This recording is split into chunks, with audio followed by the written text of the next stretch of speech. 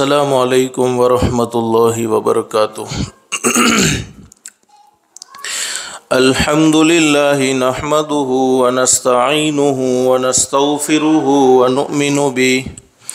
नुमिनु बिही व नतवक्कलु अलैहि व नऊज़ु बिल्लाहि मिन शुरूरि अनफुसिना व मिन सय्यिआति अअमालिना। मन यहदिहिल्लाहु फला मुदिल्ल लहु व मन युद्लिलहु फला हादिय लहु व नशहदु अल्ला इलाहा इल्लल्लाहु वहदहु ला शरीका लहु व नशहदु अन्न सय्यदना व मौलाना मुहम्मदन अब्दुहु व रसूलुहु सल्लल्लाहु तआला अलैहि व अला आलिहि व अस्हाबिही व बारक वसल्लम तस्लीमन कसीरन कसीरा। अम्मा बादु फ़अऊज़ु बिल्लाहि मिनश शैतानिर रजीम। बिस्मिल्लाहिर रहमानिर रहीम। या अय्युहल्लज़ीना आमनुत्तक़ुल्लाह वलतंज़ुर नफ्सुम मा क़द्दमत लिग़दिन वत्तक़ुल्लाह इन्नल्लाह ख़बीरुम बिमा तअमलून। वक़ाल अन्नबिय्यु सल्लल्लाहु अलैहि वसल्लम अल-कय्यिसु मन दाना नफ्सहु व अमिल लिमा बअदल मौत वल आजिज़ु मन अत्बअ नफ्सहु हवाहा व तमन्ना अलल्लाह औ कमा क़ाल अन्नबिय्यु सल्लल्लाहु अलैहि वसल्लम। सदक़ल्लाहुल अलियुल अज़ीम व सदक़ रसूलुहुन नबियुल करीम। रब्बि इश्रह ली सदरी व यस्सिर ली अमरी वहलुल उक़दतम मिन लिसानी यफ़क़हू क़ौली। सुब्हानक ला इल्म लना इल्ला मा अल्लमतना इन्नक अंतल अलीमुल हकीम। अल्लाहुम्मा सल्लि अला मुहम्मदिन व अला आलि मुहम्मद कमा सल्लैता अला इब्राहीम व अला आलि इब्राहीम इन्नका हमीदुम मजीद। अल्लाहुम्मा बारिक अला मुहम्मदिन व अला आलि मुहम्मद कमा बारकता अला इब्राहीम व अला आलि इब्राहीम इन्नका हमीदुम मजीद।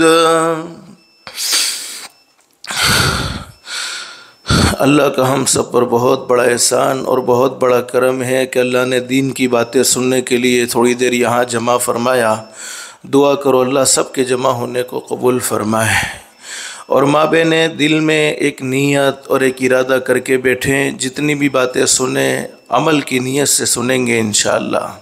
इसलिए कि सुनना और सुनाना तो बहुत सी मर्तबा होता है, नहीं होता तो ज़िंदगी में अमल नहीं होता। और असल ज़िंदगी बनती है, ज़िंदगी संवरती है, अमल से संवरती है। अल्लाह से दिल से दुआ कर लो अल्लाह हम सबको अमल की भी तौफीक नसीब फरमाए। अगर अमल की नीयत से सुनेंगे तो अल्लाह की ज़ात आली से उम्मीद है अल्लाह पाक हिदायत के फ़ैसले कर देगा। और हिदायत से बढ़कर कोई दौलत हो नहीं सकती। दुनिया की मुख्तसर सी ज़िंदगी में, दुनिया की ख़त्म होने वाली ज़िंदगी में इंसान को सब कुछ मिल जाए लेकिन हिदायत न मिले, आमाल सालिहा की तौफीक न मिले, उस इंसान की दुनिया की ज़िंदगी बेकार है। और जिसकी दुनिया की ज़िंदगी अल्लाह को नाराज़ करके बेकार हो गई, जिसकी दुनिया की ज़िंदगी अल्लाह को नाराज़ करके बिगड़ गई, उसकी आखिरत की ज़िंदगी दुरुस्त नहीं हो सकती है। इसलिए कि अल्लाह पाक ने दुनिया की ज़िंदगी आखिरत की ज़िंदगी संवारने के लिए, दुनिया की ज़िंदगी आखिरत की ज़िंदगी बनाने के लिए नसीब फरमाई है। अल्लाह से दिल से दुआ कर लो अल्लाह हम सब के लिए अमल करना भी आसान फरमाए और अल्लाह हम सबको हिदायत की दौलत से मालामाल फरमाए। माँ बहनें, मुझे मुख्तसर बतलाना ये है कि रमज़ानुल मुबारक का महीना मुकम्मल हो चुका है। एक वो दिन था हमारी ज़ुबान पर ये बात थी रमज़ान का महीना आ रहा है, फिर हमारी ज़ुबान पर ये बात आई रमज़ान का महीना आ गया, फिर हमारी ज़ुबान पर ये बात आई रमज़ान का महीना जा रहा है, फिर हमारी ज़ुबान पर ये बात आई रमज़ान का महीना रुखसत हो गया। जैसे रमज़ान का महीना रुखसत हुआ है, इसी तरीके से एक न एक दिन हमारी ज़िंदगी भी ख़त्म हो जाएगी। लोग कहते हैं रमज़ान का महीना मेहमान है, आया था चला गया। हकीकत ये है कि रमज़ान का महीना मेहमान नहीं था, मेहमान तो हम हैं कि हमारे आइंदा रमज़ान में रहने की कोई गारंटी नहीं है। हमने कईयों को गुज़श्ता ईद में हमारे दरमियान में मौजूद देखा, बल्कि हमारी नानी अम्मा को भी हमारे दरमियान में मौजूद देखा। इस ईद में वो हमें नज़र नहीं आए। तो ईद को ईद इसलिए कहते हैं, ईद के माना ये अरबी ज़ुबान का एक वर्ड, एक लफ्ज़ है जिसके माना बार बार लौट कर वापस आना। ईद क़यामत तक बार बार लौट कर वापस आती रहेगी। रमज़ान का महीना क़यामत तक बार बार आता रहेगा, लेकिन आइंदा रमज़ान में हमारे रहने की कोई गारंटी नहीं, आइंदा ईद में हमारे रहने की कोई गारंटी नहीं। और हदीस शरीफ में फरमाया नबी करीम सल्लल्लाहु अलैहि वसल्लम ने, मेरे उम्मतियों, तुम अपनी ज़िंदगी की हर रात को आखिरी रात समझो, अपनी ज़िंदगी के हर दिन को आखिरी दिन समझो, अपनी ज़िंदगी के हर हफ्ते को आखिरी हफ्ता समझो, अपनी ज़िंदगी के हर महीने को आखिरी महीना समझो, अपनी ज़िंदगी के हर साल को आखिरी साल समझो। न मालूम किस वक्त में मालिक के कायनात की तरफ से बुलावा आ जाए, उस वक्त तक कोई किसी को बचा नहीं सकता है, कोई किसी के काम नहीं आ सकता है। माँ बहने, रोज़ाना हम अपने व्हाट्सएप पर, अपने मोबाइल पर किसी न किसी के इंतकाल की खबर सुनते हैं, किसी न किसी की मौत की खबर सुनते हैं। हम समझते हैं कि मरने वाला बेचारा है, वो बेचारा दुनिया से चला गया। हकीकत ये है कि मरने वाला बेचारा नहीं, बल्कि उस पर तो सब कुछ गुजर चुकी होती है। उसने तो मौत के वक्त की जो तकलीफ़ें होती है, मौत के वक्त के जो हालात होते हैं, वो उसके सामने आ चुके हुए होते हैं। हकीकत ये है कि उस तकलीफ़ का और उस सफ़र का हमें सामना करना होगा। तो बेचारे तो हम हैं। और जब भी माँ बहनें किसी के इंतकाल की ख़बर हमारे मोबाइल पर आवे, तो उस वक्त फ़ौरन ये सोच लेना चाहिए, आज उसकी मौत की ख़बर मुझे दी जा रही है, वो दिन दूर नहीं है मेरी मौत की ख़बर भी किसी को सुनाई जाएगी। बल्कि उलमा ने लिखा है कि हर इंसान के आने की तरतीब तो फिक्स है। पहले दादा आते हैं, फिर अब्बा आते हैं, फिर बेटा आता है, फिर पोता आता है, लेकिन जाने की कोई तरतीब फिक्स नहीं है। अल्लाह जिसे जब चाहे जब बुला ले वे। बस अल्लाह से दिल से दुआ कर लो, अल्लाह पाक ने हमारे मुक़द्दर में जितनी ज़िंदगी लिखी है, अल्लाह ईमान के साथ, आमाल सालिहा के साथ और नेक अमल के साथ गुजारने की हम सबको तौफ़ीक़ व सआदत नसीब फरमाए। और जब भी अल्लाह ने मुक़द्दर की मौत हमारे मुक़द्दर में लिखी हो, ईमान वाली, कलमे वाली, आफ़ियत वाली, अल्लाह की रज़ा वाली, हज़रत नबी करीम सल्लल्लाहु अलैहि वसल्लम की खुशनुदी वाली मौत अल्लाह हम सबको आफ़ियत के साथ वक्त पर नसीब फरमाए। तो माँ बहनें, मुझे मुख्तसर बतलाना ये है कि ज़िंदगी तो गुज़र जाएगी, ज़िंदगी ठहरने वाली चीज़ नहीं है। रमज़ान के महीने में हम गौर कर सकते हैं, जिन्होंने रमज़ान के महीने के रोज़े रखे, रात की तरावी पढ़ी, उनके भी दिन गुज़र गए, और जिन्होंने कुछ नहीं किया उनके भी दिन गुज़र गए। तो वक्त ठहरने वाली चीज़ नहीं है, वक्त गुज़रने वाली चीज़ है। और हदीस शरीफ में फरमाया नबी करीम सल्लल्लाहु अलैहि वसल्लम ने, क़यामत के करीब वक्त में से बरकत ख़त्म हो जाएगी, साल महीनों के बराबर हो जाएंगे, महीने हफ्तों के बराबर हो जाएंगे, हफ्ते दिनों के बराबर हो जाएंगे, और दिन घंटों के बराबर हो जाएंगे।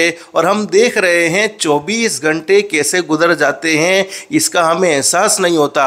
एक जुमा गुजरता है, फ़ौरन दूसरा जुमा आ जाता है। एक रमज़ान का महीना गुजरा, फ़ौरन दूसरा रमज़ान का महीना आने की तैयारी में होता है। यानी वक्त गुजरने वाली चीज़ें, वक्त में से बरकत क़यामत के पहले पहले ख़त्म कर दी जाएगी। और हकीकत ये है कि ख़त्म हो गई। लेकिन हदीस शरीफ में फरमाया नबी करीम सल्लल्लाहु अलैहि वसल्लम ने, बड़ा खुशनसीब है मेरा वो उम्मती जो अपनी ज़िंदगी की कदर कर ले और ज़िंदगी में ऐसे अमाल कर ले जो अमाल उसे मौत के बाद काम आने वाले हैं। और कुरान करीम में अल्लाह पाक हमें यही समझा रहे, ईमान वाले मर्दों से भी, ईमान वाली औरतों से भी, या अय्युहल्लज़ीना आमनुत्तकुल्लाह, ए ईमान वाले मर्दों, ए ईमान वाली औरतों, अल्लाह से डर जाओ। किसी के बारे में बुरी बात कहते हुए अल्लाह से डरो, किसी पर इल्ज़ाम लगाते हुए अल्लाह से डरो, किसी के दिल के टुकड़े टुकड़े करते हुए अल्लाह से डरो, इसलिए कि तुम सबका मुकाबला कर सकते हो, पैदा करने वाले अल्लाह का मुकाबला नहीं कर सकते हो। तुम सबको कह सकते हो, सबकी ज़ुबानें खामोश कर सकते हो, लेकिन पैदा करने वाले अल्लाह को तुम खामोश नहीं कर सकते हो। अल्लाह कुरान करीम में फरमाते इत्तकुल्लाह, अपनी ज़िंदगी के हर पहलू में अल्लाह से डरो। नमाज़ों को छोड़ते हुए अल्लाह से डरो। रमज़ान के रोज़े छूटे हैं, कज़ा कर लो। रमज़ान के रोज़े बगैर शरई उज़्र के छोड़ते हुए अल्लाह से डरो। आँखों से गलत देखते हुए अल्लाह से डरो। कानों से किसी के बारे में गलत सुनते हुए अल्लाह से डरो। ज़ुबान से किसी के बारे में गलत बात कहते हुए अल्लाह से डरो। फरमाया इत्तकुल्लाह, अल्लाह से डर जाओ। और आगे अल्लाह कुरान करीम में फरमाते वल तंजुर नफ्सुम मा क़द्दमत लिगद, ए मेरे ईमान वाले बंदो, ए ईमान वाली बंदियों, जब दुनिया की ज़िंदगी में तुम कहीं का सफ़र करते हो, जब तुम्हें सफ़र की ज़रूरत पेश आती है और तुम कहीं सफ़र में निकलते हो तो पूरी तैयारी के साथ सफ़र में निकलते हो कि सफ़र में किसी परेशानी का सामना न करना पड़े, किसी दुख का सामना न करना पड़े। तो सफ़र का पूरा सामान तुम्हारे साथ होता है, तोशा पूरा तुम सफ़र का साथ में ले लेते हो। कुरान करीम में अल्लाह पाक हमें पैगाम देते हैं, ईमान वाले बंदो, ईमान वाली बंदियों, ये दुनिया की ज़िंदगी हमेशा की ज़िंदगी नहीं है। तुम्हें एक न एक दिन ये ज़िंदगी छोड़नी होगी, यानी दुनिया को अलविदा कहना होगा। तुम्हारी एक न एक दिन दुनिया की ज़िंदगी ख़त्म हो जाएगी और तुम्हें आखिरत का सफ़र करना है। और वो ऐसा सफ़र है जहाँ से कभी वापसी होने वाली नहीं है। जैसे हम अपनी नानी अम्मा का हाल देख सकते हैं, हमें बड़ी मोहब्बत थी, इनकी वजह से हमारे घर में रौनक थी, इनकी वजह से हमारा घर आबाद था। बल्कि उलमा ने लिखा है कि माँ के बगैर घर कब्रस्तान नज़र आता है। आज हम अगरचे जमा हुए हैं लेकिन बड़ी कमी का हमें एहसास है। अल्लाह हम सबको हमारे माँ बाप की कदरदानी की तौफीक नसीब फरमाए। माँ बाप अल्लाह की बहुत बड़ी नेमत है। जिनके माँ बाप मौजूद है, अल्लाह से दिल से दुआ है अल्लाह आफ़ियत के साथ, सलामती के साथ इनकी उम्रों में बरकत नसीब फरमाए, सेहत और तंदुरुस्ती अता फरमाए। और जिनके माँ बाप दुनिया से रुखसत हो गए, करवट अल्लाह पाक मग़फ़िरत फरमाए, जन्नतुल फिरदौस में अल्लाह ताला मकाम नसीब फरमाए। तो जब एक आदमी आखिरत का सफ़र कर लेता है, फिर हम चाहते हुए भी उसे वापस नहीं बुला सकते, चाहते हुए भी उसका वो दीदार हम नहीं कर सकते। इसलिए माँ बहने, हमें भी एक न एक दिन आखिरत का सफ़र करना होगा। अल्लाह कुरान करीम में हमें समझाते हैं, मेरे ईमान वाले बंदों, ईमान वाली बंदियों, उस सफ़र से वापसी नहीं है बल्कि वो हमेशा का सफ़र है। तो जब तुम दुनिया के सफ़र के लिए पूरी तैयारी रखते हो तो आखिरत के सफ़र के लिए तुमने क्या सामान तैयार कर रखा है। आगे अल्लाह कुरान करीम में फरमाते आखिरत के सफ़र का सामान ये है वत्तकुल्लाह, अल्लाह से डर जाओ। अब माँ बहने, अल्लाह से डरने का क्या मतलब है? अल्लाह से डरने का मतलब ये नहीं है कि हम अपनी ज़िंदगी को हंसी खुशी न गुजारे। अल्लाह से डरने का ये मतलब नहीं है कि हम अपनी ज़िंदगी में एंजॉय न करें, बल्कि अल्लाह से डरने का मतलब ये है कि हमारी ज़ात से अल्लाह को नाराज़ करने वाला कोई काम ना हो जाए। हमारे सामने गुनाह है, हम गुनाह करने की पूरी ताकत रखते हैं, हमारे पास पूरी ताकत, पूरा कंट्रोल है गुनाह करने का। अल्लाह के डर से हम गुनाह को छोड़ देते हैं तो समझ लेना चाहिए अल्लाह का डर हमारी ज़िंदगियों में आ चुका है। दुनिया की ज़िंदगी तो बहुत मुख्तसर सी है, असल ज़िंदगी तो आखिरत की ज़िंदगी है। अब आगे अल्लाह आखिरत का तोशा समझाते। अल्लाह का डर, आखिरत का तोशा क्या है? वत्तकुल्लाह, आखिरत का तोशा भी यही है कि अपनी मनमानी ज़िंदगी ना गुजारो बल्कि अल्लाह को राज़ी करके ज़िंदगी गुजारो। अल्लाह जैसा चाहता है वैसी ही ज़िंदगी गुजारो। अल्लाह ने जैसा तुम्हें करने को कहा है वैसी ही ज़िंदगी गुजारो। और जिन कामों से अल्लाह ने रोका है उन कामों से अपनी ज़ात को बचा लो। आगे अल्लाह कुरान करीम में फरमाते इन्नल्लाह खबीरुम बिमा तामलून। अल्लाह फरमाते मेरे ईमान वाले बंदो, ईमान वाली बंदियों, दुनिया की ज़िंदगी में तुम जो कुछ कर रहे हो दुनिया वाले तुम्हें देखे ना देखे, लेकिन पैदा करने वाले अल्लाह तुम्हें ज़रूर देखता है। अल्लाह से तुम्हारी कोई बात छुपी हुई नहीं है। लेकिन मुझे मुख्तसर बतलाना ये है, एक तो है हुकूकुल्लाह और दूसरा है हुकूकुल इबाद। हुकूकुल्लाह का मतलब ये है अल्लाह के हुकूक। मिसाल के तौर पर नमाज का अदा करना, रमज़ान के रोज़े रखना, ज़कात का अहतमाम करना, हज करना, ये हुकूक अल्लाह के हैं। और हुकूकुल इबाद ये हैं बंदों के हुकूक। अल्लाह के हुकूक में अगर कोताही रह गई, नमाज में कुछ कमज़ोरी रह गई और हज में कुछ कमज़ोरी रह गई, रोज़े में कुछ कमज़ोरी रह गई, अल्लाह चाहे तो पकड़ कर ले, चाहे तो माफ़ कर दे। और हमें रहमत की हदीसों को पढ़ने पर यह उम्मीद होती है अल्लाह पाक अपने हुकूक को ज़रूर माफ़ करेगा। असल पकड़ होती है बंदों के हुकूक के अंदर। मुझे मुख्तसर समझाना ये है, एक मरतबा हमारे आका ताजदार मदीना मुहम्मदुर रसूलुल्लाह सल्लल्लाहु अलैहि वसल्लम ने, और माँ बहने एक बात सुन लो, देखो हमारे दिल मखलूक की दुश्मनी से पाक और साफ़ होते हैं। अल्लाह पाक दुआओं को भी कबूल करता है, इबादत का नूर भी आता है। आज हम तस्बीहात का अहतमाम भी करते हैं, कुरान करीम की तिलावत का अहतमाम भी करते हैं, अल्लाह से रो रो के दुआएँ भी मांगते हैं, और फिर हम सोचते भी हैं कि अल्लाह हमारी दुआएँ क्यों कबूल नहीं करता है, हमारी दुआएँ अल्लाह पाक क्यों नहीं सुनता है। हदीस शरीफ में फरमाया नबी करीम सल्लल्लाहु अलैहि वसल्लम ने, अल्लाह पाक बड़े करीम है, बड़े रहीम है। जब भी कोई ईमान वाला बंदा और जब भी कोई ईमान वाली बंदी अल्लाह को पुकारे, अल्लाह पाक ज़रूर उसकी पुकार को सुनते हैं। हज़रत मूसा अलैहिस्सलाम ने एक मरतबा अल्लाह से पूछ लिया, इलाहुल आलमीन, जब तेरा कोई नेक बंदा और जब तेरी कोई नेक बंदी तुझे पुकारे तो तू कैसे जवाब देता है, तेरे जवाब देने का तरीका क्या होता है? अल्लाह ने फरमाया, मेरे नबी मूसा, जब मुझे राज़ी करने वाला कोई बंदा या मुझे राज़ी करने वाली कोई बंदी मुझे पुकारे, मुझसे मांगे, तो मैं कहता हूँ लब्बैक, ए मेरी बंदी बोल क्या कहना चाहती है। हज़रत मूसा अलैहिस्सलाम ने फरमाया कि अल्लाह, अगर गुनाह करने वाला, अल्लाह को नाराज़ करने वाला, अल्लाह की नाफरमानी करने वाला तुझे बुलाए, तुझे पुकारे, तो तू कैसे जवाब देता है? अल्लाह ने फरमाया, मेरे नबी मूसा, मैं 3 मरतबा जवाब देता हूँ, लब्बैक या अब्दी, लब्बैक या अब्दी, लब्बैक या अब्दी। बोल मेरी बंदी क्या कहना चाहती है, बोल मेरा बंदा क्या कहना चाहता है। हज़रत मूसा अलैहिस्सलाम ने पूछा कि अल्लाह, जब कोई नेक आदमी पुकारे तो उसकी पुकार पर सिर्फ 1 मरतबा जवाब दिया जाता है, और जब तुझे नाराज़ करने वाला कोई आदमी पुकारे तो उसकी पुकार पर 3 मरतबा जवाब दिया जाता है। अल्लाह ने फरमाया, हाँ मेरे नबी मूसा, जब नेक लोग मुझे पुकारते हैं तो वो अपनी नेकियों पर नज़र रखते हुए मुझे पुकारते हैं, अपने अच्छे कामों पर नज़र रखते हुए मुझे पुकारते हैं, और जब गुनहगार लोग मुझे पुकारते हैं तो मेरे रहम पर नज़र रखते हुए, मेरे माफ़ करने की सिफत पर नज़र रखते हुए मुझे पुकारते हैं। अल्लाह ने फरमाया, मेरे नबी मूसा, मुझे मेरे वो बंदे और मेरी वो बंदियाँ ज़्यादा पसंद हैं जो मेरे माफ़ करने के और मेरे अफ़्व दरगुदर पर नज़र रखते हुए मुझे पुकारते हैं। तो अल्लाह पाक हमारी पुकार को ज़रूर सुनता है, रद्द नहीं करता है। लेकिन 3 आदमी ऐसे हैं जिनकी दुआएं बिल्कुल कबूल नहीं होती, बल्कि एक हदीस में लिखा है कि उनकी नमाज़ें भी कबूल नहीं होती। मैंने बहुत सी औरतों को देखा है, मामूलात की बड़ी पाबंद होती हैं, सुबह से लेकर शाम तक उनके हाथ में अल्लाह का कुरान, अल्लाह कबूल फरमाए। और माँ बहने, कुरान करीम से मोहब्बत होनी चाहिए। जैसे रमज़ान के महीने में हमने कुरान करीम की तिलावत का अहतमाम किया, रमज़ान का महीना चले जाने के बाद कुरान करीम को रख नहीं देना है, बल्कि हमेशा कुरान करीम को पढ़ते रहना है। साल में 2 मरतबा कुरान करीम मुकम्मल पढ़ लेना चाहिए, मुकम्मल साल में 2 मरतबा कुरान करीम पूरा कर लेना चाहिए। ये कुरान करीम का हक है, और कुरान करीम की घर में तिलावत होती हैं, अल्लाह पाक घरों में से नफ़रत को ख़त्म फरमा देते हैं, घरों में मोहब्बतें पैदा फरमाते हैं। शैतानी असरात होते हैं, जादू के असरात होते हैं, जिन्नात के असरात होते हैं। जिन घरों में अल्लाह का कुरान पढ़ा जाता है उन घरों में वो असरात बाकी रहते नहीं हैं, बल्कि अल्लाह की रहमतें नाजिल होती हैं। तो बहुत सी हमारी बहनें ऐसी भी हैं जो कुरान करीम को पूरे दिन पढ़ती रहती हैं, पाबंदी के साथ। मैंने कई औरतों को देखा जो 1 पारा पढ़ती है, आधा पारा पढ़ती है, पारा पढ़ती है।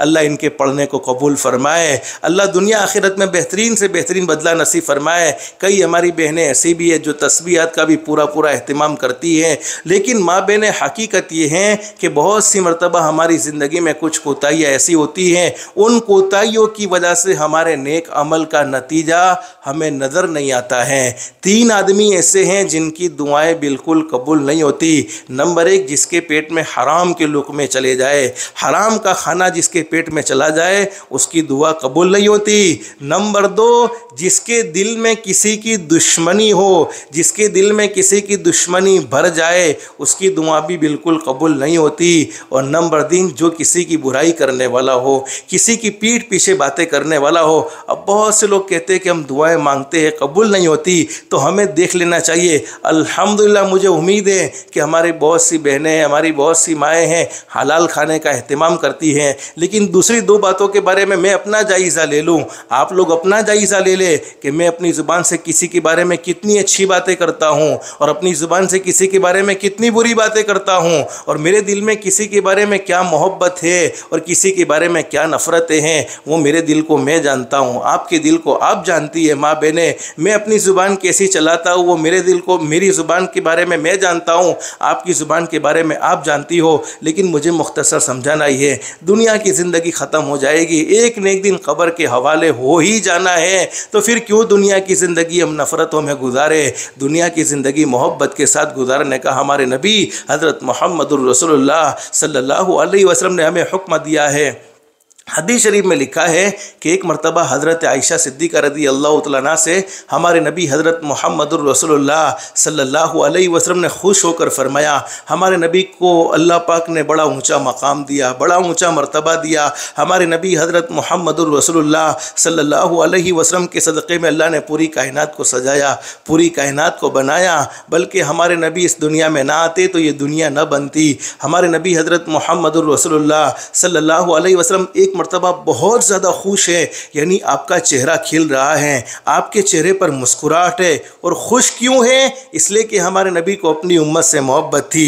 उम्मत के बारे में अल्लाह ने बशारतें सुनाई हैं कि मेरे महबूब, आपकी उम्मत को सबसे पहले जन्नत में दाखिल कर दिया जाएगा, आपकी उम्मत का हिसाब किताब आसान होगा, आपकी उम्मत के साथ ज़ाती का मामला नहीं किया जाएगा। हमारे नबी का चेहरा बहुत खुश है। हमारे नबी ने खुश होकर हमारी अम्मा हज़रत आयशा सिद्दीक़ा रज़ी अल्लाह तआला अन्हा से फरमाया, आयशा आज मैं खुश हूँ, अल्लाह के फजलो करम से तू जो मांगेगी मैं तुझे अता कर दूँगा। तुझे जो मांगना है आज मांग ले, तू जो मांगेगी मैं तुझे दे दूँगा। हदीस शरीफ में मौजूद है, हज़रत आयशा सिद्दीक़ा रज़ी अल्लाह तआला अन्हा ने फरमाया, अल्लाह के नबी आप दोगे मुझे, मैं आपसे जो मांगूंगी आप मुझे दे दोगे। और माँ बहने माफ़ करना, लेकिन मैं समझाने के लिए कहता हूँ कि अगर आपने हमें हमारी वाइफ ने वो कही दिए कि भाई हूँ बहु खुश छूँ, तारे जे मांगू मांगी ले, तारे जे दरख्वास्त राखवी हो राखी ले, तो आजकल की औरतों की क्या दरख्वास्त होगी वो आप सब जानती है। उसकी मुझे सराहत करने की कोई ज़रूरत नहीं है। कोई कहेगी मारा चप्पल टूटी गेला छे नवा लावाना छे, कोई कहेगी मारा कपड़ा लावाना छे। ये दरख्वास्तें हो सकती है, जायज़ है, कोई नाजायज़ दरख्वास्तें नहीं है। लेकिन हज़रत आयशा सिद्दीक़ा रज़ी अल्लाह तआला अन्हा ने फरमाया, अल्लाह के नबी आपने मुझसे कहा है कि आप आज जो मांगेगी मैं दे दूंगा, अल्लाह के फजलो करम से क्या आप मुझे दे दोगे। अम्मा आयशा से हमारे नबी ने फरमाया, हाँ आयशा आज तुझे जो मांगना है मांग ले, मैं अल्लाह के फजलो करम से तुझे दे दूंगा। हज़रत आयशा सिद्दीक़ा रज़ी अल्लाह तआला ने फरमाया, अल्लाह के नबी मैं ऐसे नहीं मांगूंगी बल्कि अपने अब्बा से मशवरा कर लेती हूँ, इसलिए कि आपने इतनी बड़ी बात कह दी है। शहनशाह कायनात के साथ ज़िंदगी गुजारने वाली औरत अम्मा आयशा सिद्दीक़ा रज़ी अल्लाह तआला अन्हा शान वाली औरत है, मकाम वाली औरत है, मर्तबे वाली औरत है। डायरेक्ट नहीं मांगा है, बल्कि क्या कहा कि अपने अब्बा से मशवरा कर लूँ कि मुझे आपसे क्या चीज़ मांगनी चाहिए, इसलिए कि आपने इतनी बड़ी बात कह दी है कि जो मांगेगी मैं दे दूंगा, तो मैं आपसे क्या मांगूँ मुझे समझ में नहीं आता। आप अगर इजाज़त दे तो मैं अपने अब्बा से मशवरा कर लूँ। हदीस शरीफ में मौजूद है, हज़रत अक़दस नबी करीम सल्लल्लाहु अलैहि वसल्लम ने अम्मा आयशा सिद्दीक़ा रज़ी अल्लाह तआला अन्हा को इजाज़त दे दी और फरमाया कि आयशा जाओ अपने अब्बा से पूछ कराओ क्या मांगना चाहती हो, अपने अब्बा से मशवरा कर लो। अब्बा भी कौन है? हज़रत अबू बकर सिद्दीक़ रज़ी अल्लाह तआला अन्हु, जो सच्चे आशिक़ रसूल हैं, हज़रत नबी करीम सल्लल्लाहु अलैहि वसल्लम से सच्ची मोहब्बत करने वाले, हज़रत नबी करीम सल्लल्लाहु अलैहि वसल्लम से सच्चा इश्क रखने वाले। बल्कि उलमा ने लिखा है पूरी उम्मत की मोहब्बत को एक पलड़े में रख दिया जाए, पूरी उम्मत की मोहब्बत को एक पलड़े में रख दिया जाए और दूसरे पलड़े में हज़रत अबू बकर सिद्दीक़ रज़ी अल्लाह तआला अन्हु की मोहब्बत को रखा जाए, तो सिद्दीक़ अकबर की मोहब्बत भारी होगी, पूरी उम्मत की मोहब्बत हल्की होगी। और हमारे नबी ने कैसे अखलाक सिखलाए हैं, हमारे नबी ने कैसा किरदार सिखलाया है, हदीस शरीफ में मौजूद है। एक मरतबा मस्जिद नबी में हमारे नबी तशरीफ़ फरमा है, एक सहाबी ने पूछ लिया, अल्लाह के नबी आपको सबसे ज़्यादा मोहब्बत किससे है, आप सबसे ज़्यादा प्यार किससे करते हैं, आपको सबसे ज़्यादा लगाव किससे हैं? अम्मा आयशा सिद्दीक़ा रज़ी अल्लाह तआला अन्हा के बारे में हमारे नबी ने जवाब दिया, ए मेरे सहाबी, मुझे सबसे ज़्यादा मोहब्बत मेरी आयशा से है, मेरी आयशा से। अब वो सहाबी शर्मा गए कि मेरा मतलब ये नहीं था कि मैं आपके घर के बारे में सवाल करूं, बल्कि मैं तो मर्दों के बारे में पूछना चाहता था कि मर्दों में आपको सबसे ज़्यादा मोहब्बत किससे है। हालांकि हमारे नबी के अखलाक तो इतने प्यारे और इतने निराले और इतने अच्छे थे, हमारे नबी इतने अच्छे अखलाक के मालिक थे। हर सहाबी ये समझता था मेरे नबी अगर सबसे ज़्यादा मोहब्बत करते हैं तो मुझ ही से करते हैं, मेरे नबी अगर सबसे ज़्यादा प्यार करते हैं तो मुझ ही से करते हैं। सहाबी ने फिर पूछा, अल्लाह के नबी आपको सबसे ज़्यादा मोहब्बत मर्दों में किससे है? तो हमारे नबी ने फरमाया आयशा के अब्बा से। हालांकि चाहते तो कह सकते थे हज़रत अबू बकर सिद्दीक़ से, फिर भी कैसी मोहब्बत की हमारे नबी ने तालीम दी है, हमारे नबी ने उम्मत को कैसे अखलाक सिखलाए हैं। मैं असल बतलाना ये चाहता था कि अम्मा आयशा सिद्दीक़ा रज़ी अल्लाह तआला अन्हा ने इजाज़त मांगी अपने अब्बा से मशवरा लेने की। मेरे महबूब, मैं आपसे मांगूंगी सही, लेकिन अपने अब्बा से मशवरा तो ले लूँ, क्या मुझे आपसे क्या मांगना चाहिए, मुझे आपसे क्या सवाल करना चाहिए। हज़रत नबी करीम सल्लल्लाहु अलैहि वसल्लम की इजाज़त से हज़रत आयशा सिद्दीक़ा रज़ी अल्लाह तआला अन्हा अपने अब्बा हज़रत अबू बकर सिद्दीक़ रज़ी अल्लाह तआला अन्हु के पास आई हैं और हज़रत अबू बकर सिद्दीक़ रज़ी अल्लाह तआला अन्हु से पूछा कि अल्लाह के नबी आज बहुत खुश है। अम्मा आयशा फरमाती है अल्लाह के नबी आज बहुत खुश है मेरे अब्बा, आज अल्लाह के नबी ने ये बात कही है कि आयशा तुझे जो मांगना है मांग ले। बताओ मेरे अब्बा, मैं मेरे नबी से क्या सवाल करूँ। आजकल के ज़माने का मामला होता तो ये सलाह मिल सकती थी कि बेटी जब फलानी ज़मीन नो मांगनी करी ले, फलानी दुकान नहीं मांगनी करी ले, फलाना घर नहीं मांगनी करी ले। लेकिन हज़रत अबू बकर सिद्दीक़ भी कैसे प्यारे, हज़रत नबी करीम सल्लल्लाहु अलैहि वसल्लम से कैसी सच्ची मोहब्बत करने वाले। फरमाया हज़रत अबू बकर ने कि अल्लाह के नबी ने आयशा ये ऑफ़र की है, यानी ये बात कही है कि जो मांगना है मांग ले। अम्मा आयशा ने फरमाया हाँ अब्बा, अल्लाह के नबी आज मुझे कुछ देना चाहते हैं, आप बताओ मैं अल्लाह के नबी से क्या मांगूँ। हज़रत अबू बकर सिद्दीक़ रज़ी अल्लाह तआला अन्हु ने फरमाया कि अल्लाह के नबी से जाकर मांगो। माँ बहने, आपको मालूम है हमारे नबी को अल्लाह ने अपना मेहमान बनाया, मेराज का सफ़र करवाया, 7 आसमानों का सफ़र, 8 जन्नतों का सफ़र, यहाँ तक कि आप सिदरतुल मुंतहा पर पहुँचे हैं, अल्लाह के मेहमान बने हैं और अल्लाह से बातें हुई हैं। हज़रत नबी करीम सल्लल्लाहु अलैहि वसल्लम, हज़रत नबी करीम सल्लल्लाहु, अलार्म बज रहा है यहाँ की, हज़रत नबी करीम सल्लल्लाहु अलैहि वसल्लम से अल्लाह ने बातें की हैं और अल्लाह के करीब हुए हैं। हज़रत नबी करीम सल्लल्लाहु अलैहि वसल्लम अबू बकर सिद्दीक़ रज़ी अल्लाह तआला ने फरमाया कि बेटी आयशा, हमारे नबी से मांग ले कि जिस वक्त आप अल्लाह के मेहमान बने थे, आपने मेराज का सफ़र किया, मेराज के सफ़र में उस वक्त आपके और अल्लाह के दरमियान में बहुत सारी बातें हुई है, उन बातों में से कोई एक बात मुझे बतला दो। मांगाए तो क्या मांगाए, इल्म मांगाए, इसलिए कि माल और दौलत तो ख़त्म होने वाली चीज़ है, लेकिन इल्म क़यामत तक हमेशा साथ रहेगा। अल्लाह ने अगर दीन की समझ अता फरमाई है, अल्लाह ने हमें जितना इल्म दिया है वो तो हमेशा साथ आने ही वाला है। अम्मा आयशा सिद्दीक़ा रज़ी अल्लाह तआला अन्हा हमारे नबी के पास आई और हमारे नबी से फरमाया कि अल्लाह के नबी, आपने कहा था जो मांगना है मांग ले, मैं आपसे मांगने के लिए आई हूँ। आपकी और अल्लाह के दरमियान में बहुत सारी बातें मेराज के सफ़र में हुई थी, उस वक्त जितनी बातें हुई है उन बातों में से कोई एक ख़ास बात बतला दो। हज़रत नबी करीम सल्लल्लाहु अलैहि वसल्लम की आंखों में आंसू आ गए और हमारे नबी ने फरमाया आयशा, तूने बहुत प्यारी चीज़ मांगी है, अब जब तूने मांगा है तो मैं तुझे दे रहा हूँ। जिस वक्त मैं अल्लाह का मेहमान बना था उस वक्त अल्लाह रब्बुल आलमीन ने मुझे ये पैगाम दिया था, मेरे महबूब, आपकी उम्मत के जो लोग टूटे हुए दिलों को जोड़ेंगे, अल्लाह पाक उन्हें बगैर हिसाब व किताब के सीधा जन्नत में दाखिल कर देगा। आपकी उम्मत के जो लोग किसी के दिल का सहारा बनेंगे, किसी के दिल को सुकून पहुँचाएंगे, किसी के दिल को राहत पहुँचाएंगे, अल्लाह पाक उसे उन्हें सीधा जन्नत में दाखिल कर देगा। अम्मा आयशा सिद्दीक़ा रज़ी अल्लाह तआला ने ये बात सुनी और बड़ी खुश हो गई और हज़रत अबू बकर सिद्दीक़ रज़ी अल्लाह तआला के पास आई। हज़रत अबू बकर सिद्दीक़ रज़ी अल्लाह तआला के पास आई और कहा कि अब्बा, मेरे नबी ने कितनी प्यारी बात बतलाई है कि जो लोग टूटे हुए दिलों को जोड़ेंगे, जो लोग टूटे हुए दिलों का सहारा बनेंगे, अल्लाह पाक उन्हें सीधा जन्नत में दाखिल कर देगा। अबू बकर सिद्दीक़ अपनी बेटी की ये बात को सुनकर रो रहे हैं और इतना रोए कि आंखों से आंसू के कतरे जारी हो गए।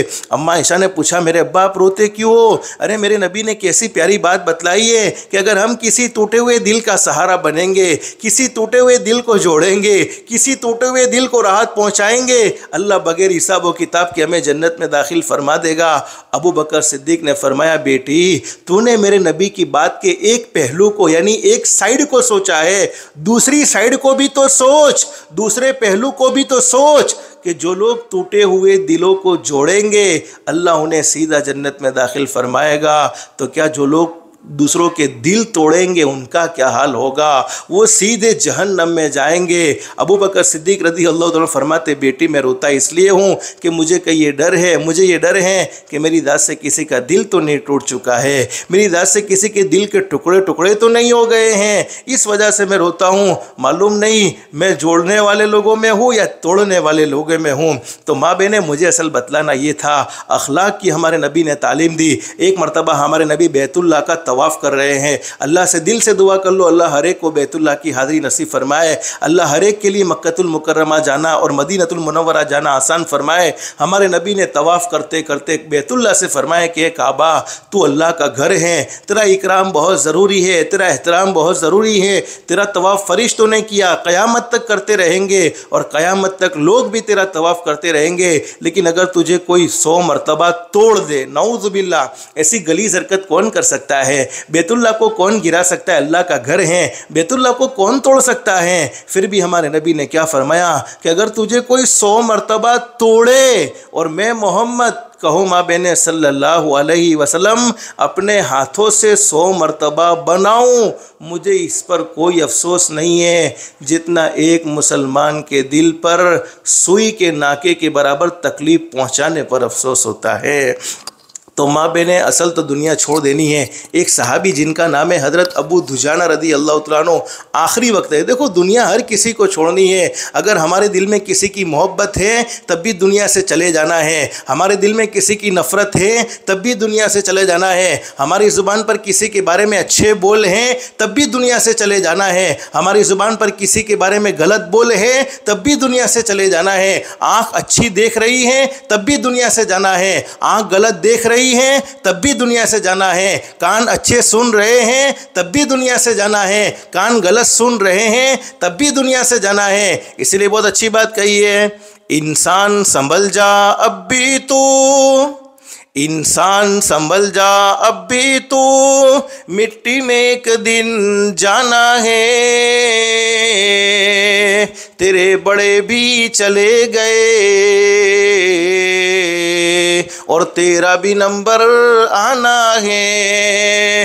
बारी बारी हर एक को ये दुनिया तो छोड़नी ही छोड़नी है। अबू दुजाना रदी अल्लाह तआला फरमाते हैं, हज़रत अक़दस नबी करीम सल्लल्लाहु अलैहि वसल्लम के बड़े ऊंचे दर्जे के सहाबी हज़रत अबू दुजाना रदी अल्लाह तआला अन्हु, जिनकी ज़िंदगी का आखिरी वक्त है। जब ज़िंदगी का आखिरी वक्त होता है, सारे मौत के मराइल सामने आ जाते हैं, उस वक्त आदमी को अंदाज़ा हो जाता है मैंने ज़िंदगी में कितने अच्छे काम किए हैं, कितने बुरे काम किए हैं। और बुखारी शरीफ में हदीस मौजूद, कुरान के बाद अगर सबसे अच्छी कोई किताब है, सबसे सही कोई किताब है तो कुरान करीम के बाद किसी किताब का दर्जा है तो बुखारी शरीफ का दर्जा है।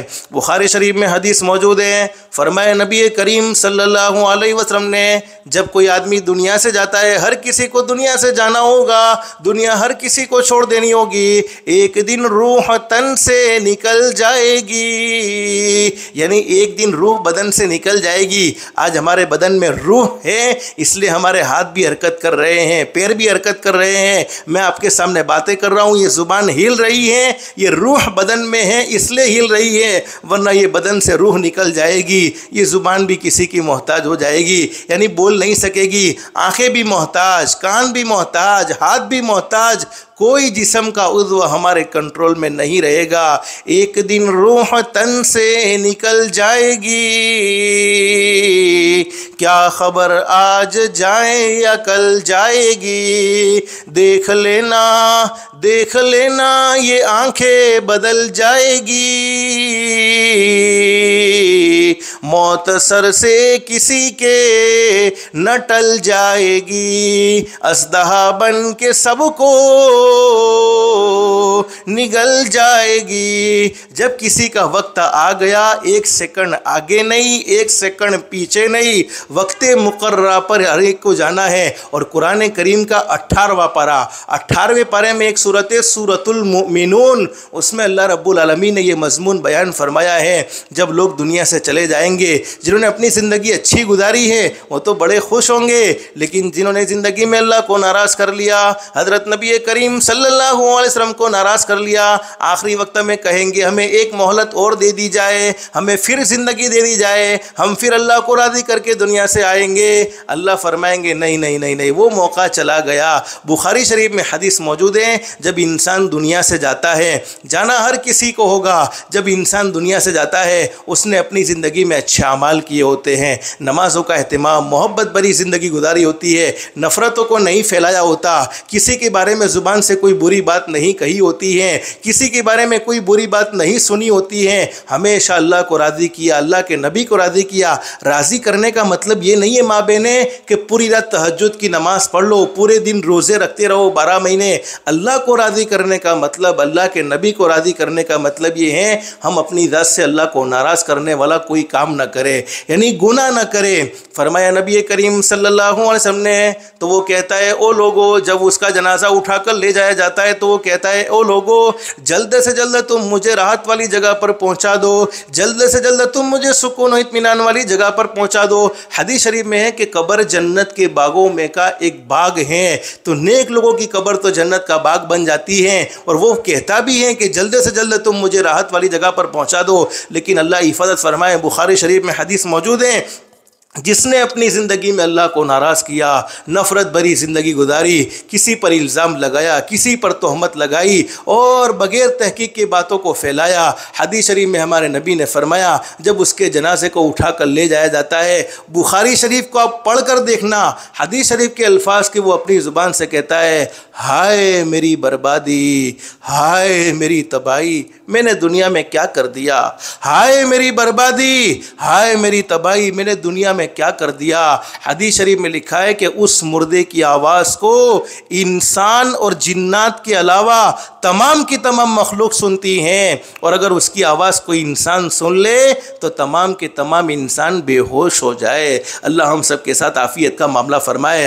हज़रत अबू दुजाना रदी अल्लाह तआला अन्हु का आखिरी वक्त है, आखिरी वक्त में उनका चेहरा बहुत ज़्यादा चमक रहा है। जब आदमी नेक होता है तो अल्लाह पाक उसके चेहरे को नूरानी फरमा देते हैं, जैसे हमने हमारी नानी अम्मा के चेहरे को भी देखा है। अल्लाह इनकी करवट करवट मग़फ़िरत फरमाए, जन्नतुल फिरदौस में अल्लाह सलाम मकाम नसीब फरमाए, अल्लाह इनके दर्जात को बहुत ज़्यादा बुलंद फरमाए। माँ बहन अबू दुजाना रदी अल्लाह तआला अन्हु जिनका आखिरी वक्त है, दुनिया से जाने के बिल्कुल करीब है और चेहरा बहुत खिल रहा है, चेहरा बहुत चमक रहा है। हालांकि हदीस शरीफ में मौजूद है, फरमाया नबी करीम सल्लल्लाहु अलैहि वसल्लम ने, मेरे उम्मतियों मौत की सख्ती से पनाह मांगो, इसलिए कि मौत की सख्ती का कोई मुकाबला नहीं कर सकता है। और हदीस शरीफ में फरमाया नबी करीम सल्लल्लाहु अलैहि वसल्लम ने, मौत की कड़वाहट से पनाह मांगो।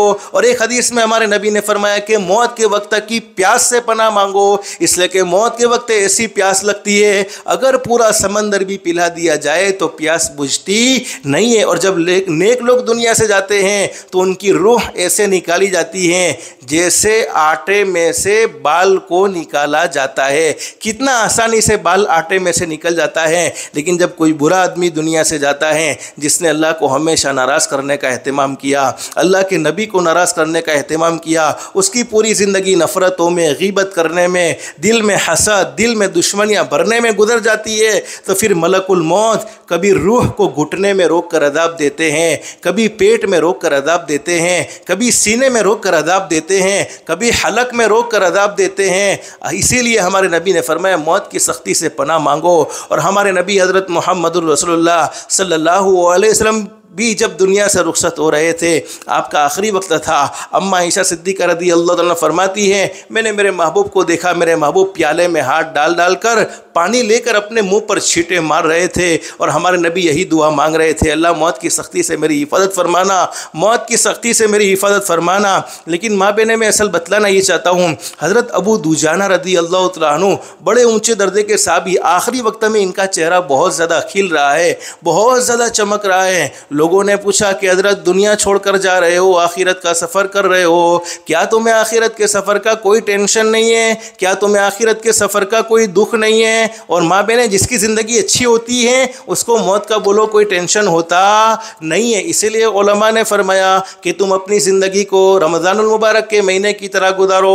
जैसे रमज़ान के महीने में हमने नमाज़ों का एहतमाम किया, रमज़ान के महीने में हमने कुरान करीम की तिलावत का एहतमाम किया, रमज़ान के महीने में हमने रोज़ों का एहतमाम किया, रमज़ान के महीने में रात की तरावी हमने पढ़ी, और बहुत से ऐसे बड़े बड़े गुनाह रमज़ान के महीने में हम नहीं करते थे जो रमज़ान के अलावा में करते हैं, वो रमज़ान के महीने में नहीं करते थे। फिर ईद की अल्लाह पाक ने हमें खुशी अता फरमाई, जब मुकम्मल रोज़े हो जाते उस वक्त ईद का दिन होता है, हर आदमी खुश होता है और खुश होना भी चाहिए। खुश होना कोई बुरी बात नहीं है, बल्कि खुशी मनानी चाहिए और खुश होने में कोई मसला नहीं है। जब अल्लाह पाक खुशी अता फरमाए तो खुश होना चाहिए। तो फरमाया कि अपनी ज़िंदगी को रमज़ान की तरह गुजारो, मौत ईद की तरह आएगी। यानी जब आदमी की ज़िंदगी अच्छी होगी फिर उसको मरने का कोई टेंशन नहीं है, बल्कि वो तो दुनिया की जंजालों से, दुनिया की तकलीफ़ों से नजात पा गया। और एक हदीस में हमारे नबी ने फरमाया मौत मोमिन के लिए तोहफ़ा है। तो तोहफ़ा बुरा नहीं होता है, तोहफ़ा हदिया हर एक को पसंद होता है, हदिया अच्छा होता है, हदिया बुरा नहीं होता है। तो ये मौत मोमिन के लिए तोहफ़ा है। हमारे नबी हज़रत मोहम्मद रसूलुल्लाह सल्लल्लाहु अलैहि वसल्लम के सहाबी अबू दुजाना रदी अल्लाह तआला अन्हु, जिनका आखिरी वक्त है लेकिन चेहरा चमक रहा है, मौत का कोई टेंशन नहीं है, कोई अफसोस नहीं है, कोई गम नहीं है। लोगों ने पूछा कि हज़रत आखिरत का सफ़र कर रहे हो, आखिरत का तुम्हें कोई डर नहीं, आखिरत के सफ़र का कोई फ़िक्र तो नहीं? फरमाया कि नहीं, बिल्कुल भी नहीं, इसलिए कि मुझ में दो खूबी ऐसी है कि उन दो खूबियों की वजह से मुझे मेरे रब से उम्मीद है कि अल्लाह ने मुझे ज़रूर माफ़ कर दिया है। पहली खूबी तो ये है कि मैंने अपने दिल में किसी के बारे में मैल नहीं रखा है, किसी के बारे में दुश्मनी नहीं रखी है। यानी मैं दुनिया से जा रहा हूँ और मेरा दिल हर एक के बारे में क्लीन है, पाक है, साफ़ है। और दूसरी बात बयान फरमाई, मैंने अपनी ज़ुबान से कोई ऐसी बात नहीं कही है जो किसी के दिल के टुकड़े टुकड़े कर देने वाली हो, किसी के दिल को ज़ख्मी कर देने वाली हो, किसी के दिल को चीर कर रख देने वाली हो। मैंने अपनी ज़ुबान से कोई ऐसी बात नहीं कही है। तो माँ बहनें, हकीकत तो ये है, अल्लाह हम सबको अखलाक मुस्तफ़ा वाली ज़िंदगी नसीब फरमाए। अल्लाह से ये दुआ करते रहना चाहिए, अल्लाह से ये मांगते रहना चाहिए। अल्लाह से हम मांगेंगे तो अल्लाह पाक ज़रूर अता फरमाएंगे। अल्लाह हमें एक बनाए, नेक बनाए। हदीस शरीफ में लिखा है कि हर पीर और हर जुमेरात को बंदों के अमाल अल्लाह के दरबार में पेश किए जाते हैं, लेकिन ऐसे दो बंदे या ऐसी दो बंदियाँ जिन्होंने आपस में बोलना बंद कर दिया है, आपस में उनकी इख्तिलाफात हैं, नफ़रत दिल में भर गई हैं, उनके अमाल अल्लाह के दरबार में पेश नहीं किए जाते। बल्कि हदीस शरीफ में यहाँ तक लिखा है, न उनकी दुआएं कबूल होती हैं, न उनकी नमाज़ें कबूल होती हैं। तो नमाज पर तो बहुत बयान होते हैं, ईमान पर तो बहुत बयान होते हैं, रमज़ान के रोज़े पर तो बहुत बयान होते हैं, हज करने पर तो बहुत बयान होते हैं, ज़कात अदा करने पर तो बहुत बयान होते हैं। असल ज़िंदगी में ज़रूरत है अखलाक मुस्तफ़ा सल्लल्लाहु अलैहि वसल्लम की, कि हमारे अखलाक इतने अच्छे हो जाए कि हमारी ज़ात से किसी को तकलीफ़ न पहुँचे, हमारी ज़ुबान पर कोई बात गलत न हो। हदीस शरीफ में मौजूद है, हज़रत अबू उमामा अल बाहिली रदी अल्लाह तआला अन्हु फरमाते हैं कि क़यामत के मैदान में कुछ लोग ऐसे होंगे जिनको इनका नामा अमल सीधे हाथ में दिया जाएगा। और माँ बहनें, अल्लाह से दिल से दुआ कर लो, अल्लाह हम सबको भी नामा अमल सीधे हाथ में नसीब फरमाए। और सीधे हाथ में नामा अमल मिल जाना ये इस बात की निशानी होगी कि ये जन्नती है। और कुरान करीम में कितना खूबसूरत मंजर बयान फरमाया। अल्लाह कुरान करीम में फरमाते हैं, फ़अम्मा मन ऊतिया किताबहु बियमीनिही फ़यक़ूलु हाउम इक़्रऊ किताबिया इन्नी ज़नन्तु अन्नी मुलाक़िन हिसाबिया फ़हुव फ़ी ईशतिर राज़िया फ़ी जन्नतिन आलिया क़ुतूफ़ुहा दानिया कुलू वशरबू हनी हनीअम बिमा अस्लफ्तुम फिल अय्यामिल खालिया। अल्लाह के जिस बंदे के बारे में या अल्लाह की जिस बंदी के बारे में ये फैसला हुआ होगा कि उसको उसका नाम अयामाल सीधे हाथ में देना है, और सीधे हाथ में यानी जमड़े हाथ में नाम अयामाल का मिल जाना। जैसे स्टूडेंट एग्ज़ाम देते हैं दुनिया की ज़िंदगी में तो रिजल्ट का इंतज़ार होता है कि हम कौन से नंबर पर कामयाब हुए हैं, कौन से नंबर पर पास हुए हैं। तो ये दुनिया की ज़िंदगी में अल्लाह पाक हमारा एग्ज़ाम ले रहा है, अल्लाह पाक हमारी परीक्षा ले रहा है। क्या परीक्षा? अल्लाह ने हमें ज़िंदगी देने के बाद ज़िंदगी का मकसद समझाया कि ज़िंदगी का मकसद क्या है। वमा खलक़तुल जिन्ना वल इंसा इल्ला लियअबुदून। अल्लाह फरमाते मेरे बंदो और मेरी बंदियों, मैंने ज़िंदगी तुम्हें इसलिए नसीब फरमाई है कि तुम दुनिया की ज़िंदगी में अल्लाह को राज़ी कर लो। और हदीस शरीफ में फरमाया कल क़यामत में अल्लाह पाक अपने बंदों से कुछ सवालात करेंगे, अपनी बंदियों से कुछ सवालात करेंगे। उसमें एक सवाल ये भी होगा, बताओ मेरे बंदो और बताओ मेरी बंदियों, मैंने तुम्हें ज़िंदगी नसीब फरमाई थी, तुमने ज़िंदगी किस मशगले में गुजारी है। मैंने तुम्हें जवानी नसीब फरमाई थी, जवानी तुमने किस मशगले में गुजारी है। जवानी में अल्लाह को नाराज़ करते रहे या अल्लाह से डर कर जवानी गुजारी है। माल कहाँ से कमाया और कहाँ पर खर्च किया, और जितना तुम जानते थे उस पर तुमने क्या अमल किया है। ये कल क़यामत में अल्लाह की तरफ से सवाल होगा। उस वक्त तक किसी के पैर कदम हट नहीं सकते हैं जब तक कि उनका सही सही जवाब न दे दिया जाए। तो स्टूडेंट एग्ज़ाम देते हैं तो रिजल्ट के आउट होने का इंतज़ार करते हैं। दुनिया की ज़िंदगी में अल्लाह पाक हमारा एग्ज़ाम ले रहा है कि हम मकसद के तहत ज़िंदगी गुजारते हैं या मकसद को भुलाकर अल्लाह को नाराज़ करके ज़िंदगी गुजारते हैं। फिर कल क़यामत में रिजल्ट आउट होगा। कुछ लोगों का रिजल्ट आउट होगा तो उन्हें सीधे हाथ में यानी जमड़े हाथ में दिया जाएगा। जमड़े हाथ में जिन लोगों को रिजल्ट मिल गया, नामा अमाल मिल गया, वो लोगों को बताते फिरेंगे देखो अल्लाह ने मुझे कामयाब कर दिया, अल्लाह ने मुझे पास कर दिया। हदीस शरीफ में हज़रत नबी करीम सल्लल्लाहु अलैहि वसल्लम ने बड़े अच्छे अंदाज में बयान फरमाया, कुरान करीम में भी मौजूद है। अल्लाह पाक फरमाएंगे मेरे बंदे और मेरी बंदी, अरे जन्नत की नेमतें तुम्हारा इंतज़ार कर रही हैं। यानी तुमको जन्नत का इंतज़ार नहीं करना पड़ेगा, जन्नत खुद तुम्हारा इंतज़ार करेगी। जिन लोगों को नामा अमाल रिजल्ट सीधे हाथ में मिल गया वो बड़े खुश होंगे, बड़े कामयाब होंगे। लेकिन कुछ लोग ऐसे होंगे जिनको इनका नामा अमाल उल्टे हाथ में यानी डाबे हाथ में मिलेगा। डाबे हाथ में मिल गया, निशानी ये होगी कि तुम मर चुके हो, तुम नाकाम हो चुके हो, तुम्हारी आखिरत बर्बाद हो चुकी है, तुमसे अल्लाह नाराज़ हो चुका है। मर चुके हो का मतलब ये है अब तुम यहाँ न जिंदगी पा सकोगे न मौत पा सकोगे। सुम्मा ला यमूतु फीहा वला यहया, न वहाँ जिंदगी होगी न वहाँ मौत होगी। व अम्मा मन ऊतिया किताबहु बिशिमाली, जिन लोगों को उनका रिजल्ट उल्टे हाथ में यानी डाबे हाथ में मिल गया पछताएंगे, काश हमें हमारा रिजल्ट न मिला होता तो अच्छा होता। वलम अदरी मा हिसाबिया, हमारा हिसाब न हुआ होता तो अच्छा होता। या लैतहा कानतिल क़ादिया, हमें एक मर्तबा मौत फिर आ जाती तो अच्छा होता। लेकिन वहाँ मौत नहीं आएगी, ना वहाँ ज़िंदगी होगी ना मौत होगी। माँ अगना अन्नी मालिया, अल्लाह कितना ज़बरदस्त अंदाज में हमें समझा रहे। कुरान करीम सिर्फ मर्दों के लिए नहीं है माँ बहनें, औरतों के लिए भी हैं। क़यामत तक के लिए मर्दों के लिए, क़यामत तक के लिए आने वाली औरतों के लिए भी है। माँ अगना अन्नी मालिया, दुनिया में तो अल्लाह ने मुझे माल दिया था, माल की वजह से लोग मुझे झुक झुक कर सलाम करते थे, लेकिन आज मालदारी काम नहीं आई है। हलकन्नी सुल्तानिया, दुनिया में तो अल्लाह ने मुझे बड़ा सेठानापन दिया था, यानी मेरे घर में कई नौकरानियाँ काम करती थी या मेरी दुकान पर कई नौकर काम करते थे, लेकिन आज सेठ होना काम नहीं आया। बल्कि दुनिया की ज़िंदगी में तो कोई कैसा भी है, देखना वहाँ की ज़िंदगी में है कि वहाँ की ज़िंदगी में हम कैसे हैं। इसीलिए बहुत अच्छी बात कही है, यहाँ ऐसे रहे या के वैसे रहे, यहाँ ऐसे रहे या के वैसे रहे, वहाँ देखना है कि कैसे रहे।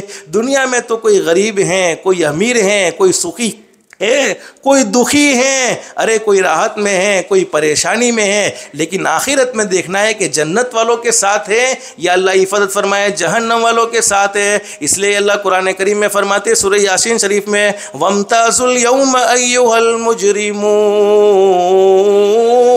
यअमलून। अल्लाह फरमाते अगरचे अल्लाह को नाराज़ करने वाले और अल्लाह को राज़ी करने वाले, अल्लाह की मान कर ज़िंदगी गुजारने वाले और अल्लाह की न मान कर ज़िंदगी गुजारने वाले, अगरचे एक ही घर में रहते हो, अगरचे एक ही महल्ले में रहते हो, अगरचे एक ही गाँव में रहते हो, लेकिन क़यामत में साथ में खड़े रहने की इजाज़त नहीं होगी। मुजरिमीन को अलग कर दिया जाएगा, चाहे वो मुजरिमीन रिश्तेदार होंगे, चाहे वो मुजरिमीन महल्ले वाले होंगे, चाहे वो मुजरिमीन गांव वाले होंगे। वहाँ नेक लोगों को और गुनहगारों को साथ खड़े रहने की इजाज़त नहीं होगी। यहाँ ऐसे रहे या कि वैसे रहे, वहाँ देखना है कि कैसे रहे। हयात दो रोज़ा का क्या ऐशो गम, 2 दिन की ज़िंदगी, पता नहीं ज़िंदगी का चिराग कब बुझ जाए। अब 2 दिन की ज़िंदगी में क्या हम खुशी मनाएं, क्या गम करें। हयात 2 रोज़ा का क्या ऐशो गम, मुसाफिर रहे जैसे तैसे रहे। दुनिया की ज़िंदगी में तो हम मुसाफिर हैं, अल्लाह जिस हाल में रखे उस हाल में अल्लाह से राज़ी रहना चाहिए। तो दूसरे वो लोग जिनको नामा अमाल उल्टे हाथ में मिलेगा, ये इस बात की दलील होगी कि वो जहन्नमी होंगे। और कुरान करीम का 30वां पारा, आपको मालूम होगा अम्मा पारा, आप कुरान करीम का तर्जमा माँ बहनें ज़रूर पढ़ो। तर्जमा पढ़ने में कोई प्रॉब्लम नहीं है, बल्कि अल्लाह के कुरान में क्या क्या बातें लिखी हुई है वो हमें समझ में आएगी। और कुरान करीम के तर्जमे गुजराती ज़ुबान में भी मौजूद है। हाँ, कोई मसला समझ में नहीं आता, मसला उलमा से पूछना चाहिए, वरना कुरान करीम को पैगाम को कुरान करीम में जो पैगाम दिया है उस पैगाम को समझने के लिए तर्जमे को ज़रूर पढ़ना चाहिए। 30वें पारे में अल्लाह कुरान करीम में फरमाते व अम्मा मन ऊतिया किताबहु वरा ज़हरी फसौफ यदउ सुबूरा व यस्ला सईरा। अल्लाह कुरान करीम में फरमाते 30वें पारे में, मैं आपको हवाला देता हूँ, आप कुरान करीम का 30वां पारा देखो। अल्लाह कुरान करीम के 30वें पारे में बयान फरमाते हैं, कुछ बंदे और कुछ बंदियाँ अल्लाह की नज़रों से इतने गिरे हुए होंगे, अल्लाह की नज़रों में इतने जलील होंगे, अल्लाह की नज़रों में इतने रुसवा होंगे कि उनको उनका नामा अमाल सीधे हाथ में नहीं दिया जाएगा, उनको उनका नामा अमाल उल्टे हाथ में नहीं दिया जाएगा, यानी जमड़े हाथ में भी नहीं मिलेगा, डाबे हाथ में भी नहीं मिलेगा। जब सीधे हाथ में नहीं मिलेगा, उल्टे हाथ में नहीं मिलेगा, तो रिजल्ट कहाँ मिलेगा? कुरान करीम में फरमाया कि उनको पीठ के पीछे रिजल्ट दिया जाएगा, उनको पीठ के पीछे नामा अमाल दिया जाएगा। एक सहाबी जिनका नाम है हज़रत अब्दुल्ला इब्न उमर रज़ियल्लाहु अन्हु, पूछा अल्लाह के नबी पीठ के पीछे नामा अमाल कैसे मिलेगा? अरे सीधे हाथ में मिला वो तो समझ में आ गया, उल्टे हाथ में मिला वो तो समझ में आ गया, लेकिन पीठ के पीछे नामा अमाल कैसे मिलेगा? हमारे नबी हज़रत मुहम्मदुर रसूलुल्लाह सल्लल्लाहु अलैहि वसल्लम रहमतुल लिल आलमीन थे, उम्मत से बड़ी मोहब्बत थी, उम्मत से बड़ा प्यार था। हमारे नबी की आंखों में आंसू है। हमारे नबी ने फरमाया कि जब अल्लाह पाक किसी के बारे में ये फैसला करेंगे कि पीठ के पीछे उसको नामा अमाल देना है, फरिश्ते को बुलाएंगे, उसके हाथ में लोहा होगा, लोहा जिसको कहते हैं लोखंड, और वो लोखंड जिसको जहन्नम में 3000 साल तक जलाया गया होगा, 3000 साल तक गरमाया गया होगा, 3000 साल तक तपाया गया होगा, और वो लोहे से इसके सीने में, इसकी छाती में सुराख किया जाएगा, होल किया जाएगा। फिर दूसरा फरिश्ता आएगा, उसके उल्टे हाथ को यानी दाबे हाथ को पकड़ेगा, हड्डियों को तोड़ेगा, उंगलियों को मोड़ेगा, और सीने में यानी छाती में हाथ डालकर पीछे से खींच लिया जाएगा, और उसको उसका नामा अमाल पीठ के पीछे पकड़ा दिया जाएगा। अब्दुल्ला इब्न उमर रज़ियल्लाहु अन्हु के आंखों में आंसू आ गए। अल्लाह के नबी, ऐसा जिल्लत वाला अज़ाब, ऐसा रुसवाई वाला अज़ाब दिया जाएगा? हमारे नबी ने फरमाया, अब्दुल्ला ये तो पूछ कि यह अज़ाब किन लोगों को दिया जाएगा? हमारे नबी ने फरमाया, सुन लो, मेरी उम्मत के 2 किस्म के लोगों को यह अज़ाब दिया जाएगा। मेरी उम्मत के 2 किस्म के लोग बड़े जलील हो जाएंगे, मेरी उम्मत के 2 किस्म के लोग बड़े रुसवा हो जाएंगे, जिनको सीधे हाथ में रिजल्ट नहीं मिलेगा, जिनको उल्टे हाथ में रिजल्ट नहीं मिलेगा, बल्कि उनको उनका नामा अमाल रिजल्ट पीठ के पीछे मिलेगा। नंबर 1, जो किसी के दीन के काम में रोड़े डालते होंगे, खुद तो दिन का काम करते नहीं होंगे, लेकिन जो करता होगा उसके रास्ते में रोड़े डाले। लेकिन माँ बहनें, दिल दिल में कह दो अल्हम्दुलिल्लाह, हमने तो किसी के भी दिन के काम में रोड़े बोलो नहीं डाले। किसी को ना हमने नमाज से रोका है, न किसी को हमने कुरान पढ़ने से रोका है, न किसी को हमने तस्बीह पढ़ने से रोका है, न किसी को हमने अल्लाह के दिन की मेहनत करने से रोका है। तो कह दो अल्हम्दुलिल्लाह, पहली किस्म में तो हम नहीं हैं, अल्लाह का शुक्र अदा करना चाहिए। फिर फरमाया हमारे नबी ने, दूसरी किस्म के वो लोग जिन्होंने अपनी ज़िंदगी में नमाज़ें भी बहुत पढ़ी होगी, रमज़ान के रोज़े भी रखे होंगे, नवाफिल का भी अहतमाम किया होगा, हज भी किया होगा, उम्रा भी किया होगा, बहुत ज़्यादा सखावत का मामला भी किया होगा, लेकिन उनको उनका नामा अमाल पीठ के पीछे दिया जाएगा। अब आप लोग सोचती होगी नमाज़ पढ़ने वालों को, रोज़ा रखने वालों को, हज करने वालों को, ज़कात देने वालों को, उम्रा करने वालों को, सखावत का एहतमाम करने वालों को, हाँ नमाज़ पढ़ने वालों को, रोज़ा रखने वालों को, ज़कात देने वालों को, कौन से नमाज़ पढ़ने वाले? ज़रब हाज़ा व शतम हाज़ा, जिसने दुनिया में किसी के बारे में गलत बात कही होगी, जिसने दुनिया में किसी की ग़ीबत की होगी, जिसने दुनिया में किसी का माल हड़प किया होगा, जिसने दुनिया में किसी की ज़मीन पर कब्ज़ा किया होगा, जिसने दुनिया में किसी से कर्जा लिया होगा और उसको वापस नहीं किया होगा, जिसने दुनिया में किसी का हक दबाया होगा। अल्लाह फरमाते दुनिया की ज़िंदगी में जो कुछ तुम करते हो बग़ैर तौबा के मर चुके हो, हुकूकुल इबाद में कोताही हो गई, समझ लेना चाहिए नामा अमाल पीठ के पीछे मिलने वाला है। अल्लाह हम सब की हिफाजत फरमाए। तो माँ बहने, मुझे मुख्तसर हदीस आखिर ये जिक्र करनी है। हज़रत अबू उमामा अल बाहिली रज़ी अल्लाह तआला फरमाते हैं, नबी करीम सल्लल्लाहु अलैहि वसल्लम ने इरशाद फरमाया, कुछ लोग ऐसे होंगे जिनको क़यामत में नामा अमाल सीधे हाथ में दिया जाएगा। अब वो सीधे हाथ में नामा अमाल जब उसको दिया जाएगा तो वो अपने नामा अमाल में बहुत सारी नेकियां देखेगा जो दुनिया में उसने नहीं की थी। अपने नामा अमाल में हज देखेगा, उम्रा देखेगा, अपने नामा अमाल में बहुत सारी नवाफिल का अहतमाम देखेगा। दुनिया में उसने नवाफिल नहीं पढ़ी, दुनिया में उसने बहुत सारे नफली हज नहीं किए, नफली उम्रा नहीं किए, तो वो अल्लाह से पूछेगा, इलाहुल आलमीन ये हम पर करम का मामला कैसे हो गया, हम पर फजल का मामला कैसे हो गया? दुनिया में तो हमने कोई नेक अमल किया नहीं था, दुनिया में तो हमने बहुत सारे उम्रा किए नहीं हैं, बहुत सारे हज किए नहीं हैं, बहुत सारी नवाफिल का अहतमाम किया नहीं, और हमने कोई सखावत का मामला भी नहीं किया था। फिर हम पर करम का मामला कैसे तूने फरमाया, रहम का मामला कैसे फरमाया? अल्लाह फरमाएंगे, मेरे बंदो और मेरी बंदियों, दुनिया में कुछ लोग नेकी करने वाले थे, वो नेक अमल भी करते थे और तुम्हारी बुराइयां भी करते थे, तुम्हारी पीठ पीछे बातें भी करते थे, तो उनके जितने नेक अमल थे वो मैंने तुम्हारे हवाले कर दिए हैं और तुम्हारे गुनाहों को उनके सर पर डाल दिया है। अल्लाह हम सब की हिफाजत फरमाए। माँ बहने, रमज़ान का महीने का हमने रोज़ा रखा, बोलो हमने रखा, अल्लाह कबूल फरमाए, और अल्लाह ने कबूल कर लिया तो अल्लाह हमें जन्नत नहीं बल्कि खुद अल्लाह मिल जाएगा। रोज़े में हमें भूखा रहना बर्दाश्त नहीं, प्यासा रहना बर्दाश्त नहीं, तो फिर हम क्यों किसी की बुरी बात कहकर अपने रोज़े को बर्बाद करते, अपनी नमाज़ों को बर्बाद करते? इसलिए माँ बहने, असल ज़िंदगी में सुकून चाहिए, इत्मीनान चाहिए, आफ़ियत चाहिए, घरों में चैन और सुकून चाहिए, घरों में मोहब्बत का मामला चाहिए। अपने अखलाक को दुरुस्त कर लो, माफ़ करने के जज्बे पैदा कर लो। ज़मीन पर तुम किसी की गलती को माफ़ करोगे, अल्लाह आसमान पर तुम्हारे गुनाहों को माफ़ कर देगा। हाँ माँ बहने, अल्लाह पाक बड़ा माफ़ करने वाला, बड़ा रहम करने वाला। हदीस शरीफ में लिखा है कि जब मेरा कोई उम्मती सिर्फ एक मरतबा कह दे अस्तगफिरुल्लाह, माँ बहने कह दो अस्तगफिरुल्लाह, फरमाए नबी करीम सल्लल्लाहु अलैहि वसल्लम ने, अल्लाह पाक जवाब में फरमाते, मेरी बंदी तूने मुझसे माफ़ी मांगी। अस्तगफिरुल्लाह के माना ये है, ए अल्लाह मैं तुझसे माफ़ी मांगती हूँ। ये औरत के बारे में, मर्द है तो अल्लाह मैं तुझसे माफ़ी मांगता हूँ। अल्लाह आसमान पर फरमाते, मेरी बंदी मैंने तुझे माफ़ कर दिया है। दुनिया वालों से हम कभी कभी माफ़ी मांगते तो माफ़ी का ताना भी देते हैं, अरे तुम्हें माफ़ करने जैसा था तो नहीं, लेकिन तुम माफ़ी मांग रहे हो तो तुम्हें माफ़ी मिल जाएगी, माफ़ कर देते हैं। लेकिन हदीस शरीफ में लिखा है कि अल्लाह पाक आसमान पर फरमाते, मेरी बंदी तूने मुझसे माफ़ी मांगी है, मैंने तुझे ऐसा माफ़ कर दिया है जैसा कि तूने गुनाह किया ही नहीं था।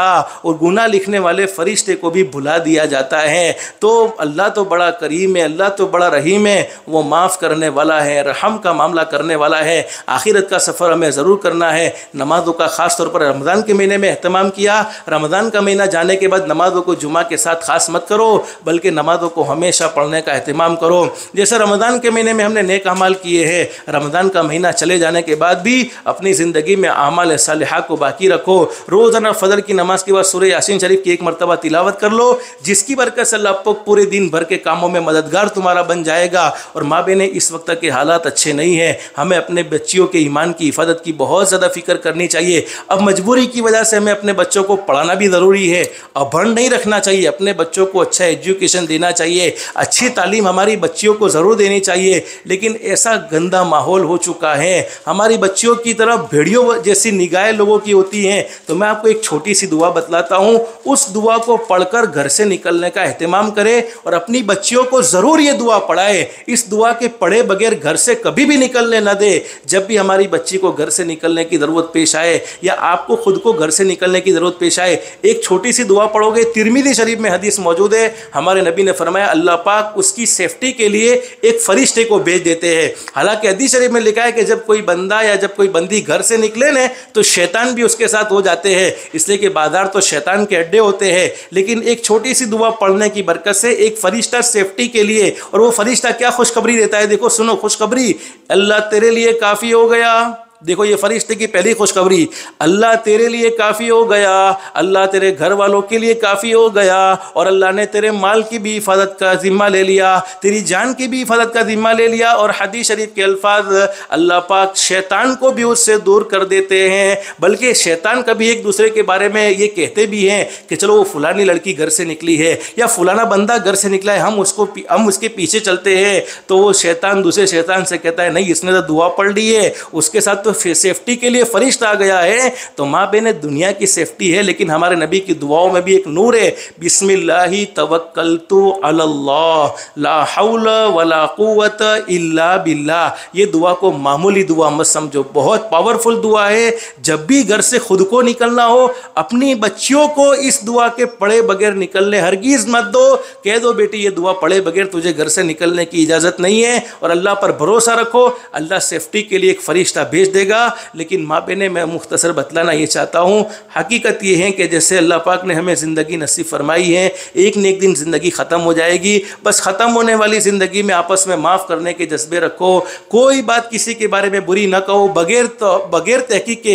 एक हदीस में हमारे नबी ने फरमाया, किसी ने किसी पर इल्ज़ाम लगाया, कोई बात हालांकि उसको मालूम नहीं थी और इल्ज़ाम के तौर पर उसने बातें कही हैं, हमारे नबी ने फरमाया उसके सारे नेक अमाल बर्बाद, और उस वक्त तक उसकी मौत नहीं आ सकती जब तक कि वो खुद उस गुनाह में मुब्तला ना हो जाए। इसलिए हमारी ज़ुबान से अगर किसी के बारे में अच्छा नहीं बोल सकते हो, बुरा हरगिज़ न बोले, इसलिए कि दुनिया की तकलीफ़ हमें बर्दाश्त नहीं है, आखिरत की तकलीफ़ को हम कैसे बर्दाश्त करेंगे। अल्लाह से दिल से दुआ कर लो, अल्लाह हम सब की दुनिया भी बेहतर से बेहतर बनाए, आखिरत भी बेहतर से बेहतर बनाए। अल्लाह के अहकाम के मुताबिक, हज़रत नबी करीम सल्लल्लाहु अलैहि वसल्लम के तरीक़े के मुताबिक ज़िंदगी गुजारने की तौफ़ीक़ व सादत नसीब फरमाए। अल्लाह हम सबको कहने सुनने से ज़्यादा इखलास, इस्तिखलास और इस्तिकामत के साथ अमल की तौफ़ीक़ नसीब फरमाए। माँ बहने आप अपना वक्त फ़ारिग करके आई हैं, अल्लाह आपके आने को कबूल फरमाए, सुनने को कबूल फरमाए। जितनी बातें सुनी गई अल्लाह हम सबको अमल की तौफ़ीक़ नसीब फरमाए, और तमाम आने वाली माओं के बहनों के अल्लाह पाक जायज़ मकसदों में आफ़ियत के साथ, सलामती के साथ जल्द से जल्द कामयाबी नसीब फरमाए। आमीन या रब्बल आलमीन। व आखिरु दावाना अनिल